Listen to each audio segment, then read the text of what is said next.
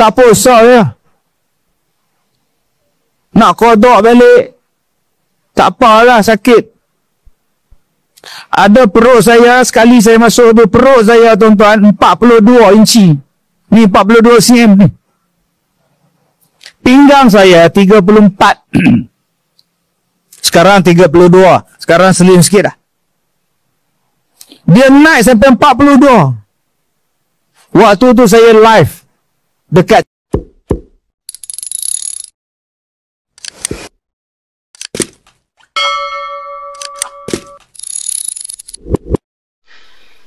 Assalamualaikum warahmatullahi wabarakatuh, sahabat channel Tuan Guru Official. Bagaimana kabarnya hari ini? Semoga kita selalu diberikan kesehatan oleh Allah SWT, diberikan nikmat iman Islam, rezeki yang halal dan thayyiban, rezeki yang barakah dan berlimpah. Sahabat channel Tuan Guru Official, mari kita simak ceramah dari Ustaz Datuk Kazim Alias. Semoga apa yang beliau sampaikan nantinya menjadi ilmu yang bermanfaat bagi kita semuanya.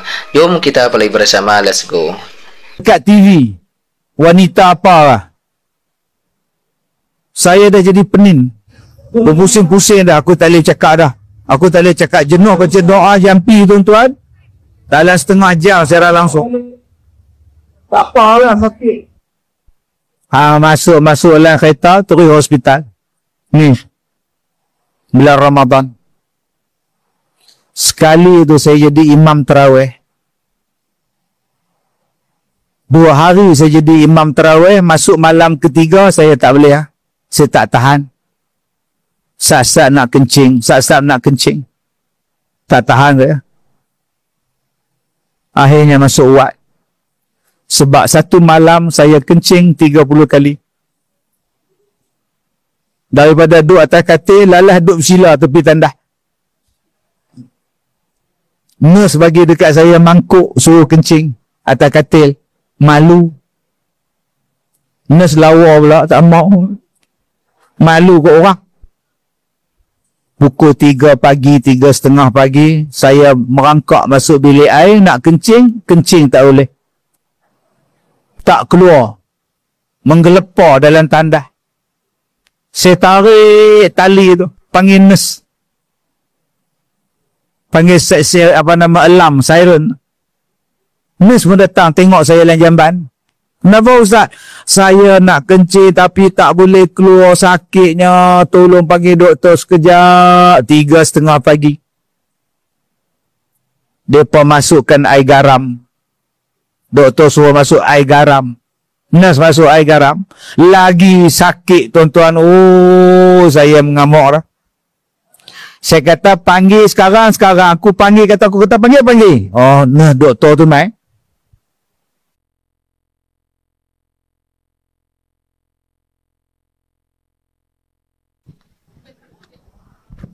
Ada lagi, ada. Itu tandanya suruh berhenti.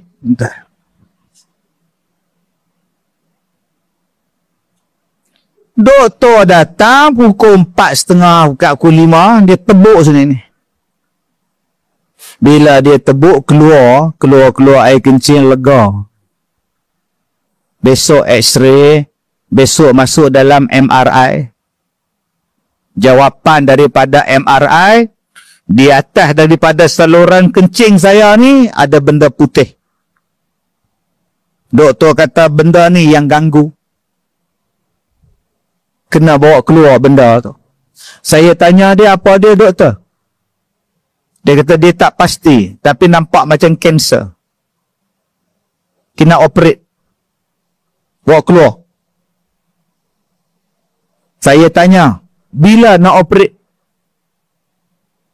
Saya takkan operate you. Sebab you ada kencing manis. Kita akan mengambil jalan yang paling low risk. Risiko yang paling rendah. Macam mana doktor? Kita akan masukkan kabel melalui saluran kencing. Tu yang saya pegang mikrofon tu. Tak faham, tak faham sudah. Kita akan masukkan melalui saluran kencing dan kita akan tarik dia keluar. Agak-agak besar mana kabel dia. Saya tanya macam mana you mau tarik dia tu? Kita ada kamera. kamera akan tengok, kita akan tengok.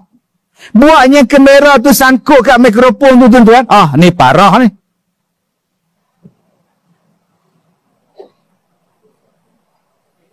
Saya buat, Dr. Nun nasihat buat, Dr. nombor 3 nasihat buat, saya buat. Bios 2 hari doktor tu tak datang. Bila dia datang selepas 2 hari, dia bagi tahu saya, bila masuk dalam kabel tu, benda putih yang nak tarik tu, makin lama makin naik ke atas. Dia lari naik ke atas dan benda tu tak keluar. Saya tanya, benda apa ni tuan-tuan yang boleh lari ni? Yang boleh lari ni sebab hujan.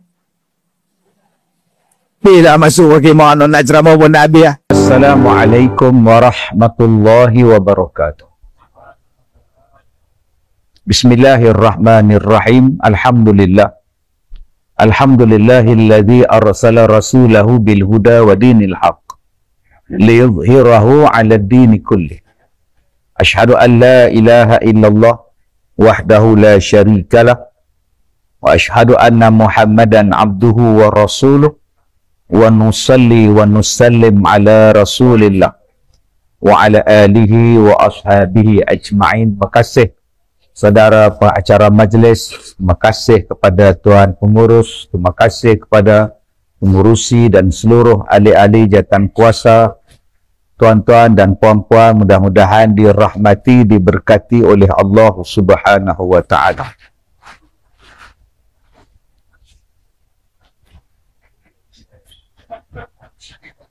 Ya, baik. Tak payah bagilah ayah baju. Ganggu kuliah. Tak payah bagi ya. Saya tak suka tengah-tengah saya kuliah tu ada air ke tak mau. Baik. Di dalam satu hadis Nabi sallallahu alaihi wasallam, an Anas bin Malik radhiyallahu anhu anna rajulan sa'ala an-nabi sallallahu alaihi wasallam, mata as-sa'ah ya Rasulullah? Qala ma a'dadta laha? Qala ma addat laha min kathirin salatin wala saumin wala sadaqatin walakinni uhibbullah wa rasulah.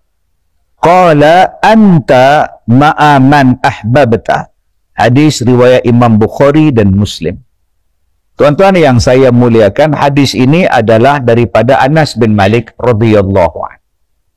Anas bin Malik adalah orang yang berkhidmat kepada Nabi SAW. Duduk di Madinah, datang keluarga dia, jumpa dengan Rasulullah. Dikatanya, ya Rasulullah, ini anak kami. Nama dia Anas. Jadi kami serahkan pada Rasulullah, nak buat suruh apa-apa ke, nak buat kerja apa-apa ke, suruhlah dia. Namanya Anas bin Malik. Nama dia, kita sebut pembantu. Khadam. Tapi bukan khadam yang cerita P.Ramlee itu, bukan. Khadam tua nak mampus. Cip khadam, bukan. Khadam ni ialah orang yang berkhidmat. Duduk dengan Nabi, tinggal dengan Rasulullah, itu nama dia khadam. Mulia, tak? Tapi bila kita ingat khadam, kita ingat apa? Ingat amat nispu apa? Nampak tak? Dia tinggal dengan Nabi ni sampai Nabi wafat. Anas bin Malik. Dan Anas bin Malik ni tahu keadaan Nabi Muhammad, keadaan keluarga Rasulullah. Sebab dia duduk dengan Nabi. Nabi kata kalau urusan dunia ni Nabi tak pernah soal, Nabi tak pernah tanya. Nabi tak pernah marah urusan dunia ni. Tapi kalau soal yang melibatkan akhirat, Nabi tegah. Nabi kalau benda yang melibatkan akhirat, Nabi ambil high. Ambil pot bahasa orang sekarang ni. Kalau bab dunia ni tuan-tuan, Nabi tak ambil kisah. Pinggan pecah ke, pinggan retak ke, dia tak ambil kisah tuan-tuan. Tapi benda kalau melibatkan ibadat, dia ambil berat. Ni Rasulullah. Dia lain sikit pada kita. Benda akhirat tu yang tak ambil berat. tak sembahyang, buat bodoh. Anak tak sembahyang, buat biasa. Anak tak tutup aurat, sedang berok. Tapi kalau anak tak lulus SPM, menangis sebulan. Anak tak lulus matematik, Allah, tulislah Facebook, kecewanya anak aku fail SPM. Padahal dalam masjid surau ni berapa ramai yang tak ada SPM. Boleh je hidup sampai sekarang. Tak ada SPM kita ni, tanah ada, motor ada, cowai pun ada kat situ. Tahu cowai? Satu lagi cuku. Tak pernah faham, tak faham tu dah hantar ni. Cowai tu lah ayat sejuk satu, ayat hangat satu. Tuan-tuan yang saya muliakan. Kita kadang-kadang benda yang melibatkan akhirat, kita tak ambil kisah.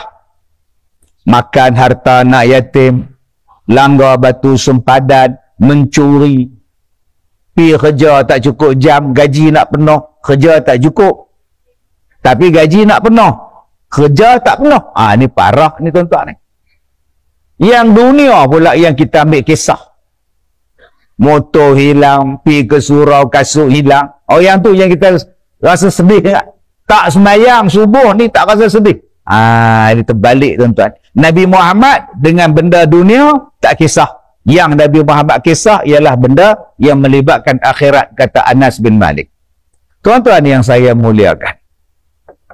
Satu hari keluarga Anas bin Malik ni mai jumpa Rasulullah sallallahu alaihi wasallam.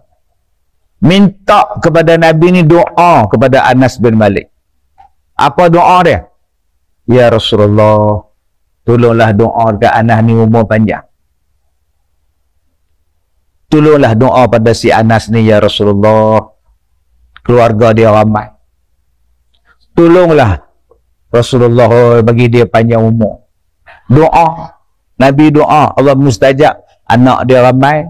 Kaya pula tuan-tuan, harta banyak. Kemudian Allah Ta'ala bagi dia umur dia panjang. Tapi Anas, dia tak doa macam tu. Anas bila jumpa Rasulullah sallallahu alaihi wasallam, Anas kata, ya Rasulullah, saya ni tiap-tiap hari nampak Rasulullah. Saya ni tiap-tiap hari jumpa Rasulullah. Nanti kalau saya mati, Rasulullah wafat, boleh tak kita jumpa di padang mahsyar? Boleh tak kita jumpa di akhirat? Ni nak mati dah kita ni, agak-agak jumpa dah dengan Rasulullah. Macam mana boleh jumpa Rasulullah? Abang-abang mai ke depan ya bang, orang perempuan ramai nak masuk tu. Nah, mai depan ya bang. Saya pun renjak ke depan lagi ni. Renjak ke belakang gitu tuan-tuan. Mai. Minta. InsyaAllah mai ke depan insyaAllah. Saya tak tanya, saya soal ya. Mai.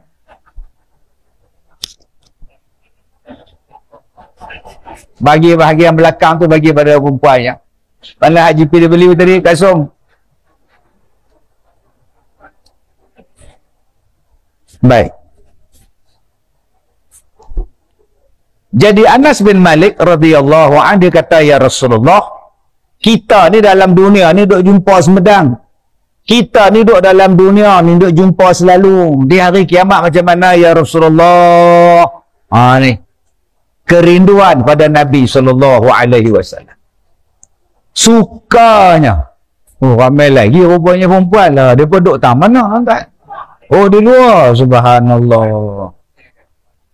Okey ya. Duduk lah ni ada ekor lah. Hebat lah surau kita ni. Orang Kedah kata ya. Ya kan? Baik. Ekor, pintu tak tutup, hilang kan? Kena tutup pintu. Baik, boleh sambung lah. Kak Song. Boleh sambung Kak Song? Boleh ya, baik kita cerita balik hadis ni. Ni lambang kerinduan pada Nabi SAW. Tuan-tuan, kita ni yang tak jumpa Nabi pun rindu. Kita yang tak pernah tengok Nabi pun rindu pada Nabi. Tuan. Bayangkan orang yang tengok Nabi tiap-tiap hari. Tuan-tuan mai malam ni ramai-ramai ni pasal apa? Pasal orang tua tu.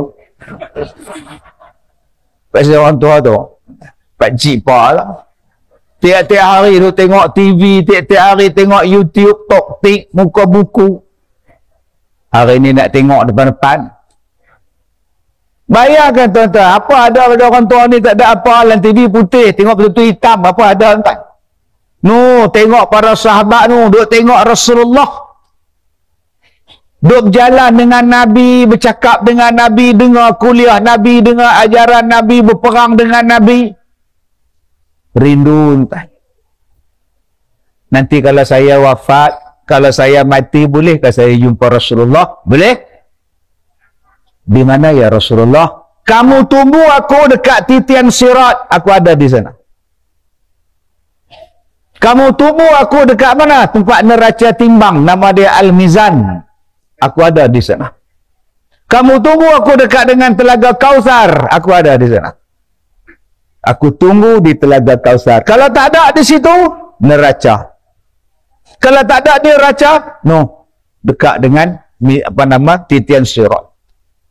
Tu dia tuan-tuan, buat janji temu dengan Nabi, nak jumpa di hari kiamat. Punya sayangnya Anas kepada Nabi SAW. Agak-agak kita. Oke, terima kasih telah mengaji bersama kami di channel Tuan Guru Official. Semoga apa yang beliau sampaikan menjadi ilmu yang bermanfaat buat kita semuanya. Amin amin ya rabbal alamin. Cukup sekian saja dari kami. Manakala ada kesalahan dan kekurangan, kami sebagai manusia biasa tidak luput dari salah dan lupa. Mohon maaf yang tiada batasnya. Kami akhiri. Ihdinas siratal mustaqim. Wassalamualaikum warahmatullahi wabarakatuh.